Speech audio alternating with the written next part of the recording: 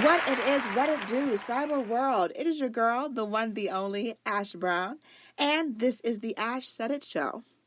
Over 1,800, over nearly 1,900 episodes and counting, 500,000 streams all around the world. You just never know who's going to listen in. So thank you guys for all of your love and all of your support. Today I have the fabulous founder and CEO of Global Dog Art, the wonderful Michael E. Puck. Hey, Michael. Hey, Ash, how are you? I am doing pretty awesome. How are you doing today? Exceptionally well. Thank you for having me. Thank you for joining us. Now, Michael, where in the world are you today? I am in Northeast Tennessee. I'm sure you can tell by my accent. Oh, yes, absolutely. That was a dead giveaway. I love that. Okay, so, Michael, you're the founder and CEO, Global Dog Art. Let's talk a little bit about the origin. How did this nonprofit start?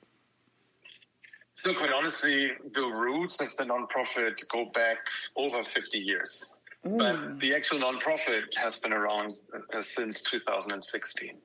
So it started at age 4 when I had a horrific boiling water incident.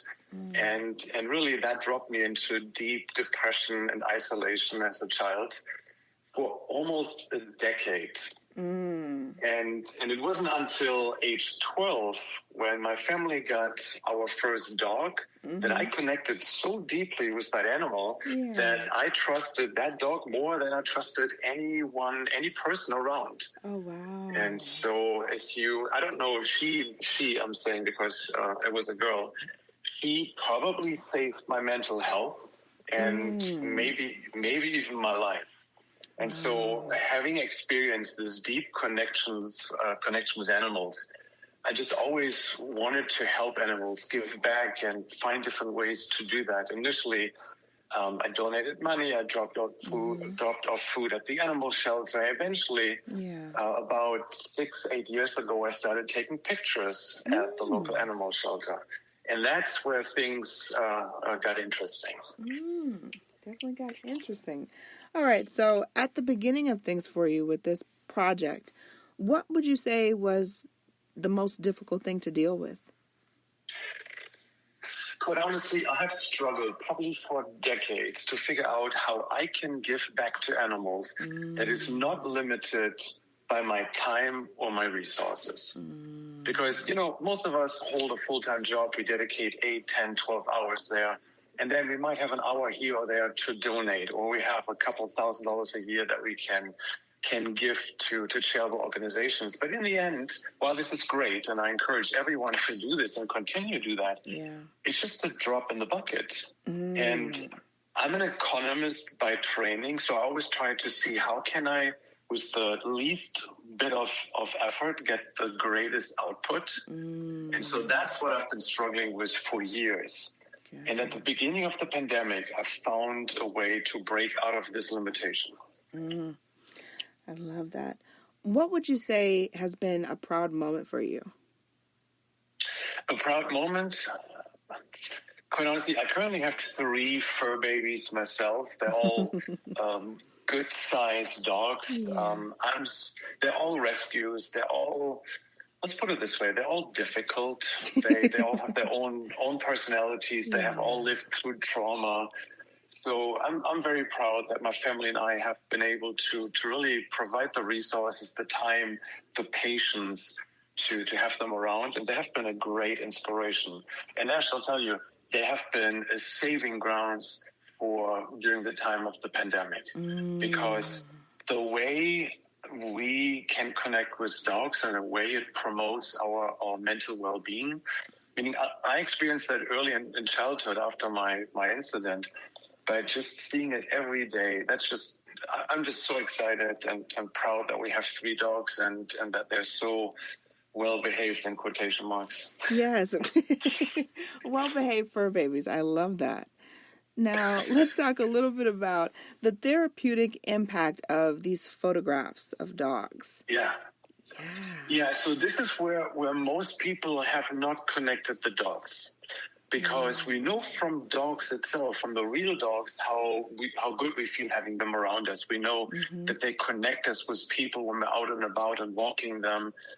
But what I found through my photography is that photos of dogs have many of the same benefits that dogs have. And so once I realized that, because some of the wall art that I created for my private customers here in Northeast Tennessee ended up in their business spaces.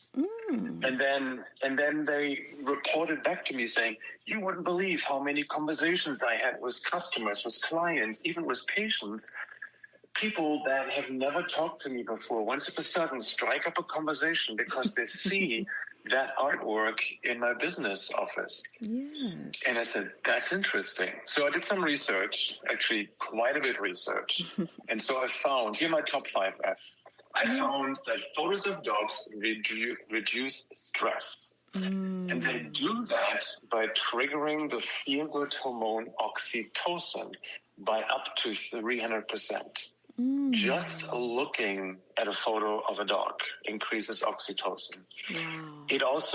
Photos of dogs also enable social connections among humans. And there's a scientific term that's called the social catalyst effect. And this is very specifically associated to dogs. There was a research published in the British Journal of Psychology, and they found that the presence of a dog increases our likelihood to connect with strangers by a factor of 21. Wow. That is a 2,100% increase versus having a dog with you or not having a dog. And some of that also applies for photos of dogs. Another one, this is probably my favorite. Photos of dogs build trust. Right. Trust among people because of what we associate with dogs. And again, we have a long joint evolutionary journey with dogs for over 12,000 years. Yeah. And our brain is lazy. And if there's something, well, no, it's a true statement. Our brain is lazy because most of what we do every day runs on autopilot. Scientists say as much as 95% of what we do runs on autopilot. And so having been together with dogs in close proximity for 12,000 years, we have actually, our own evolution has been influenced by dogs. And so there are chemical processes happening in our brain when we see a dog. And it doesn't matter if we see the dog in person, or if we see the dog on a screen, or if we see the dog in print. And so trust is something that we deeply associate with dogs. And this is an involuntary reaction that we have.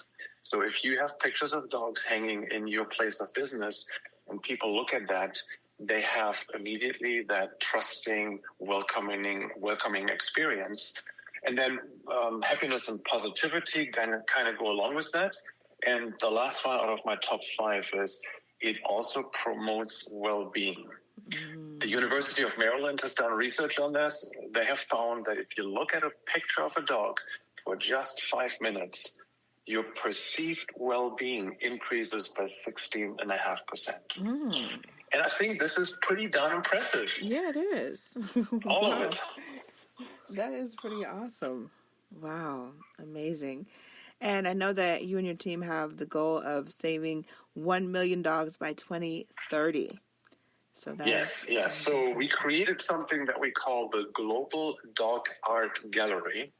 It's a team of 25, well, we're actually 30 at this point in time, 30 internationally celebrated dog photographers. We're representing 15 countries. As you can hear, I'm from Germany originally, but we also have a German photographer who's participating. And we've put together the best pictures that stimulate all the benefits that I just mentioned. And we offer these dog wall art pieces to businesses and medical environments. And this is part of the nonprofit. 100% of the profits we generate through that is going back to help animals. So this is a 100% non-profit effort. And it is exciting to see. I have several large collections of dog wall art in local businesses here. Yeah. And it is just amazing to see what it can do and how people respond to dog wall art. Yes. Now, Michael, what is the best way for people to get more information and to possibly help out in some aspect? Yeah, and I would love for everyone to see the images in the first place. And so that is globaldogart.com. That is where we currently have around 200 images. As I said, highly curated. It's not about quantity, it's about quality. And it also explains many of the benefits that dog wall art has. So I would certainly love for individuals to go there. This also will have very soon a link to my TEDx talk, because that further explains the research behind it. Even so, I've touched on a few things. Yeah. And it has a little bit more about my childhood story and how this really horrific accident led to probably the most exciting undertaking in my entire life. Wow. That is incredible, Michael. Thank you so very much for coming through and chatting with us today. Definitely going to send people My pleasure. to go check out that artwork. And, I appreciate you coming through. I know that there's going to be a lot of new developments into the summer as we get into the next season, but definitely keep me in the loop. I would love to have you back on the show. Absolutely. Would be my pleasure. Thank you. And I thank each and every one of you guys. Thank you so much for all of your love and support. Keeping in mind, anyone to tell you that you can't do what you want to do. You look them square in the face, you tell them, don't believe me. Just watch. Watch what I do. Watch me make it happen. Watch me make history.